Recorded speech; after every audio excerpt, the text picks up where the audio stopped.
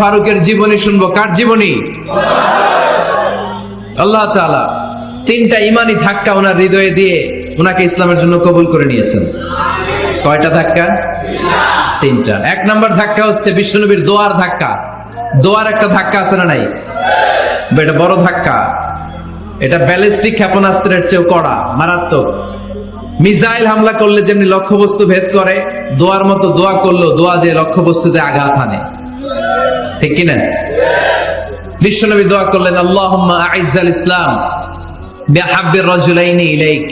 আল্লাহ, এই মক্কার দুইজন লোকের একজনকে তুমি কালিমার সুশীতল ছায়াতলে এনে দাও। দুইজন লাগবে না। কয়জন লাগবে? জোরে বলেন। একজন। কারণ যুগ জামানা পাল্টে দিতে চাই না অনেকজন। এক মানুষই আনতে পারে জাতির জাগরণ। এক মানুষই বিপদকালে বাঁচায় কাফেলায়, ক্ষুদ্র ডিঙ্গি বাঁচায় জাহাজ অসীম দরিয়ায়। এজন্য জামানা পাল্টে দিতে লাগে কয়জন? এজন্য বিশ্বনবী আল্লাহর কাছে দোয়া করলেন, আল্লাহ, মক্কার দুজনের একজন, দুজন চাই না, দুজনের যে কোনো একজনকে কালিমার সুশীতল ছায়াতলে এনে দাও। এক হলো ওমর ইবনুল খাত্তাব। হয়তো খাত্তাবের বেটা ওমরকে তুমি ইসলামের ভেতরে নিয়ে আসো, কিংবা আবি জাহাল ইবনে হিশাম, হিশামের বেটা আবু জাহেলকে তুমি মুসলমান বানায়া দাও। দুইজন চাইছেন নাকি একজন?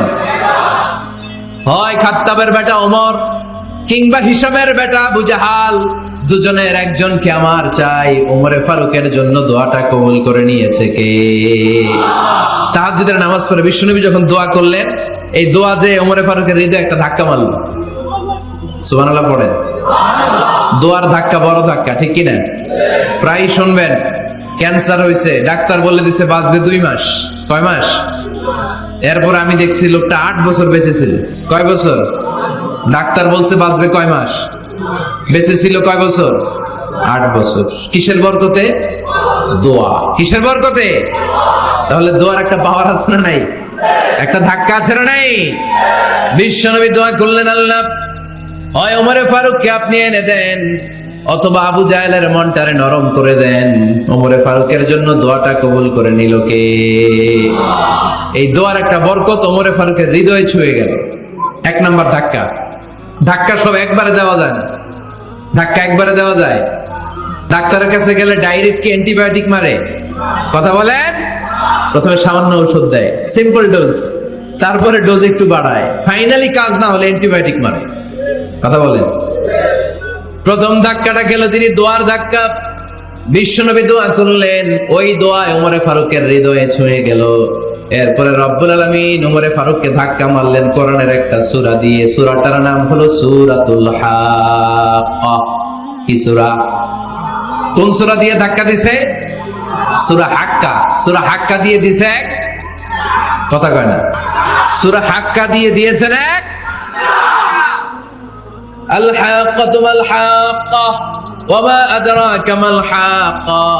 সূরা হাক্কা দিয়ে আল্লাহ একটা ধাক্কা মারলেন। ওই যে দোয়া করলেন বিশ্বনবী, দোয়ার পর সাইয়েদনা ওমর ফারুকের হৃদয়ের মধ্যে উথাল পাতাল শুরু হয়ে গেল। সব সময় লুকিয়ে লুকিয়ে বিশ্বনবীরে ফলো করে। বিশ্বনবী ডানে গেলে ওমরে ফারুক ডানে যায়, বিশ্বনবী বায়ে গেলে ওমরে ফারুক বায়ে যায়। বিশ্বনবী রাত্রিবেলা নামাজ পড়লে ওমরে ফারুক পেছনে লুকিয়ে লুকিয়ে বিশ্বনবীর কোরআন শুনে।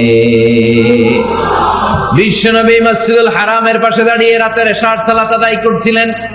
ওই টাইমে বিশ্বনবী সূরাতুল হাক্কা তেলাওয়াত করছিলেন। কোন সূরা? সূরাতুল হাক্কা বিশ্বনবী তেলাওয়াত করছেন। ওমরে ফারুক মন্ত্রমুগ্ধ হয়ে বিশ্বনবীর কণ্ঠের তেলাওয়াত শুনে। বিশ্বনবীর তেলাওয়াতের কণ্ঠ আমাদের কণ্ঠের মতো নাকি? বিশ্বনবীর কণ্ঠ কারি বাসাদের কণ্ঠের মতো? আহমদ বিন ইউসুফের কণ্ঠের মতো? আমার নবীর কণ্ঠের সুরের ঝংকারের সাথে পৃথিবীর কোন কারি সাহেবের তুলনা চলবে? কত মধুর, কত সুন্দর, কত অসাধারণ তেলাওয়াত করতেন আমার বিশ্বনবী। একবার তেলাওয়াত শুনলে পাগল না হয়ে কেউ থাকতে পারতো না। বিশ্বনবী ওমরে ফারুককে দেখেন নাই। ওমরে ফারুক লুকিয়ে লুকিয়ে বিশ্বনবীরে ফলো করে। বিশ্বনবী এশার সালাতে সূরা হাক্কা তেলাওয়াত করতে আরম্ভ করলেন। তেলাওয়াত করতে করতে করতে করতে বিশ্বনবী সামনের দিকে যেতে লাগলেন। বিশ্বনবীর চমৎকার কণ্ঠের তেলাওয়াত শুনে ওমরে ফারুক মুগ্ধ হতে লাগলো।